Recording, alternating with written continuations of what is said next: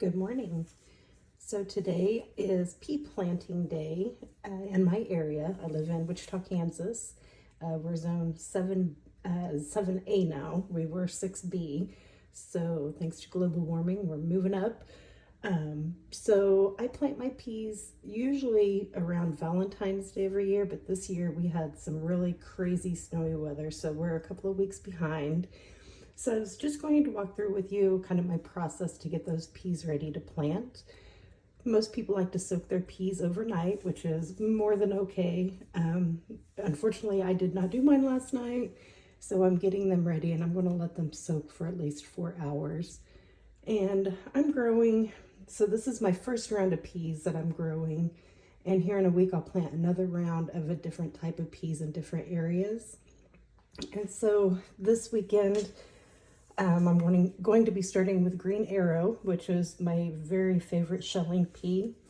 Last year I only grew, probably about 100 pea plants, and we were out of those by Christmas. They didn't last long, and probably because most of them didn't make it in the house. They are so sweet and so tasty. You just pop those pods open while you're in the garden, and it's one of the best snacks ever. And then I'm also going to be doing a blue shelling pea. This is a nice pea. It can be a snow pea or a shelling pea. I like them best as a shelling pea because the pods do get a little tough. And they're almost identical to the Green Arrow pea that I grow. And then I have some small planters that are raised that I'm going to be doing some of the Tom Thumb peas in. We'll do lots of those. They only get less than a foot high, more like 8 to 9 inches high. So they're a great alternative for containers. The Green Arrow pea and the blue shelling pea, I forgot to tell you that.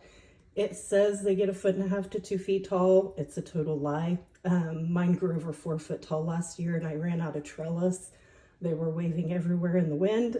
So if you grow either of those, be prepared to trellis them. And then the last one I'm starting today is called Spring Blush. I have not grown this one. So this is a sugar snap pea. From the research I did on it, these actually are a green pea. They don't actually blush unless you let them mature on the vine, and that's when they get that pink color. So if you're expecting to impress friends with these gorgeous peas, not going to happen unless you let them go to seed. So one of my first steps, and I'm sorry I'm out of breath, I have a really bad cold right now. I inoculate my seeds. Inoculating is not necessary, but it does provide your pea seeds with a good base for that soil, for microbes, to get the good microorganisms going at the start of the season. Like I said, it's not necessary. I didn't use it for years. I started using it. And the one thing I can say about it is it increased the yields of the crops tremendously. And so what inoculating does basically is it grabs nitrogen from the air. It's called nitrogen fixation. And that's what gets those good microbes going in the soil.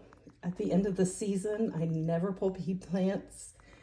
What I do instead is I snip them at the base as I plant my tomatoes and peppers, and it releases all that nitrogen into the soil that you want when you're first planting your tomatoes and peppers. And so once I started doing that, my tomatoes and peppers have just exploded the last few years.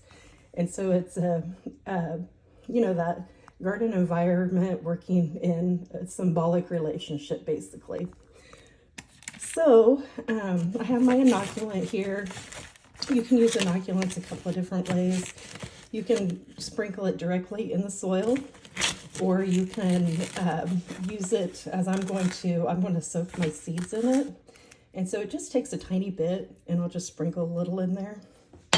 And then all I'm going to do is add some room temperature water.